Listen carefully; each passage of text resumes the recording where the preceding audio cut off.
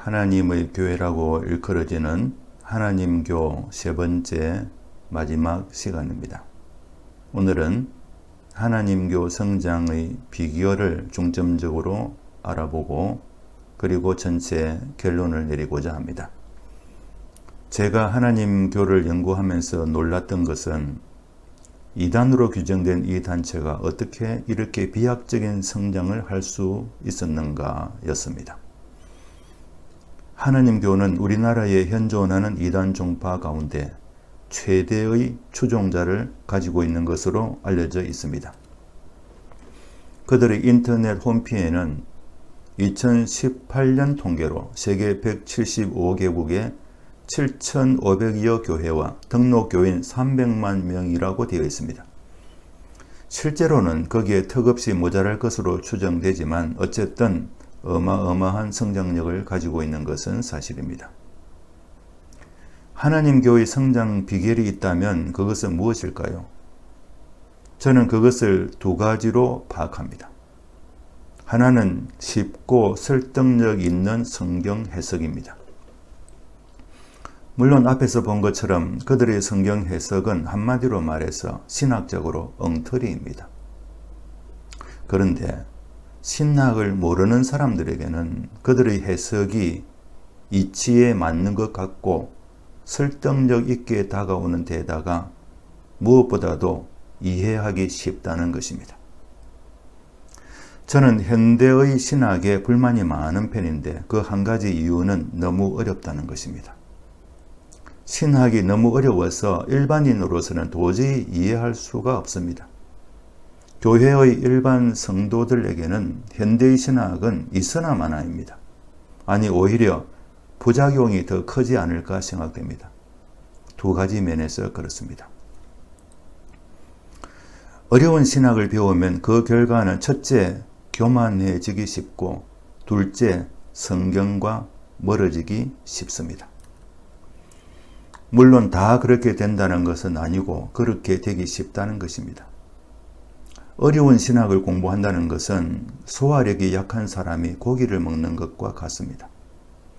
아무리 좋은 것이라도 소화를 못하면 몸에 유익하기보다는 몸을 망가지게 만듭니다. 어려운 신학 공부는 배우는 사람을 교만하게 만들기가 쉽습니다. 신학을 좀 공부한 사람들이 의외로 교만한 경우가 많습니다. 사실 바른 신학은 하면 할수록 겸손해지게 만드는 것인데 신학 공부의 결과가 교만이라면 문제가 심각하다고 할 것입니다. 이에 못지않게 큰 문제는 어려운 신학이 신자들로 하여금 성경과 멀어지게 만든다는 것입니다. 신자들은 교육자들로부터 어려운 신학을 가르침 받고는 일단 이해가 잘 안 되니까 자신감을 상실하게 됩니다. 무슨 말이냐 하면은 내가 이것도 잘 이해하지 못하니 성경을 제대로 해석하는 것은 불가능한 일이구나 라고 생각하게 된다는 것입니다. 신학을 해야만 성경을 제대로 해석할 수 있다고 교역자들이 가르치는데 그 신학을 내가 도대체 이해하지 못하니 나는 성경을 읽어봐야 소용이 없겠다 하는 생각을 하게 되고 그래서 성경을 안 읽게 되는 것입니다.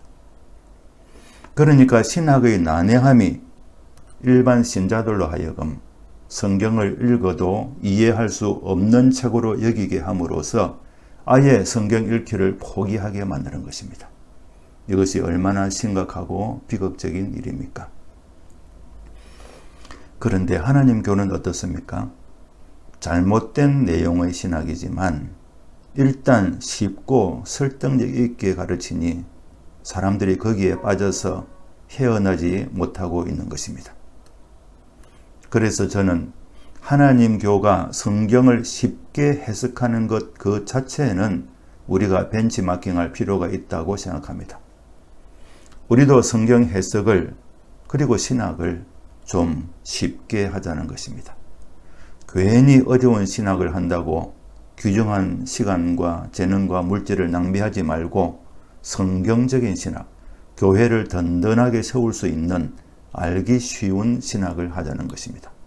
이것이 우리 신학하는 사람들의 평생의 과제라고 생각합니다. 하나님교 성장의 두 번째 비결은 사회봉사입니다. 그들은 사회봉사를 엄청 많이 하고 또 홍보 효과가 매우 크게 하고 있습니다. 그래서 사회 각층의 인정을 받아 표창장도 엄청 많이 받습니다. 그들이 홈피에 들어가서 어떤 상을 받았는지 보았더니 우리나라 대통령상, 미국 대통령상, 각종 훈장, 표창장, 감사패, 감사장, 감사편지 등을 자세히 소개하는데 얼마나 많은지 다 읽어볼 수가 없을 지경입니다.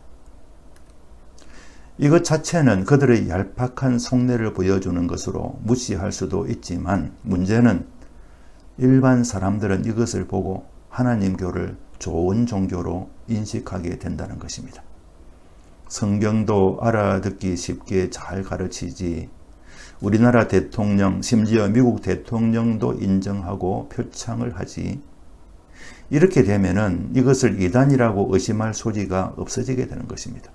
오히려 하나님교를 이단이라고 말하는 한국의 전통적인 교회를 괜히 실력이 없어서 잘 나가는 사람을 시기 질투하는 것으로 보게 되는 것입니다. 저는 이것은 우리가 좀 벤치마킹할 필요가 있지 않나 생각합니다. 물론 그들처럼 홍보하기 위한 수단으로 하면은 안 되지만 진심으로 사회에 봉사하는 교회가 되어야 하겠습니다. 그래서 사회가 인정하고 표창을 하면 그것을 전도에 사용하는 것도 나쁘지 않다고 생각합니다. 지금은 교회가 사회로부터 하도 욕을 많이 얻어먹어서 국민에게 과소평가되는 점이 적지 않습니다. 따라서 사회로부터 정당한 평가를 받는 것은 하나님의 나라를 위해서 필요한 일일 것입니다. 이제 전체 결론을 내리겠습니다. 하나님교는 우리에게 중요한 두 가지를 깊이 생각하게 만듭니다. 하나는 바른 신학의 중요성입니다. 성경적인 신학, 교회를 든든히 세우는 신학이 바른 신학입니다. 거기에 한 가지 덧붙여야 하겠습니다. 쉬운 신학이어야 한다는 것입니다. 쉬워서 누구나 배우고 가르칠 수 있는 신학이 바른 신학입니다. 공연히 어려운 신학을 한다고 머리 싸매고 시간과 돈을 들일 필요가 거의 없습니다. 우리는 조금만 노력하면 하나님 교보다 훨씬 더 쉽고 설득력 있는 바른 신학을 할 수 있습니다. 둘째는 사회봉사의 중요성을 알고 실천하는 것입니다. 사랑은 나타내어야 사랑이다 라는 말이 있습니다. 아무리 상대를 사랑하더라도 표현하지 않고 마음속에만 감추고 있으면 결실을 할 수 없습니다. 그처럼 우리 교회가 아무리 사회를 사랑하더라도 그것을 감추고만 있으면 사회가 어떻게 알고 교회를 가까이 하겠습니까? 사회에 있는 사람들이 교회를 가까이 하고 교회 안에 있는 보배, 곧 예수 그리스도 복음을 듣고 경험하게 하는 것이 중요합니다. 교회는 그것을 위해 존재하기 때문입니다. 하나님 교회에 속한 수십만의 영혼은 하나님을 찾는 영혼들입니다. 그런데 그들을 우리 교회는 놓치고 진리를 오도하는 하나님 교회에 들어가도록 방치하고 만 것입니다. 우리가 좀 더 잘했으면 하나님 나라에 들어갈 영혼들이 영원한 지옥불에 들어가지는 않았을 것입니다. 하나님 교회는 우리에게 하나의 도전을 준다고 말할 수 있습니다. 성경을 쉽게 이해하는 것과 사회 봉사에 힘쓸 것이 그것입니다. 하나님께서 하나님 교가 번성하도록 내버려 두신 것은 우리에게 이런 도전을 받으라 하는 메시지를 주시고 있는 것이 아닌가 생각됩니다. 하나님의 메시지를 잘 깨달아 실천하는 우리가 되기를 다짐하면서 하나님 교회에 대한 강의를 모두 마치겠습니다. 감사합니다.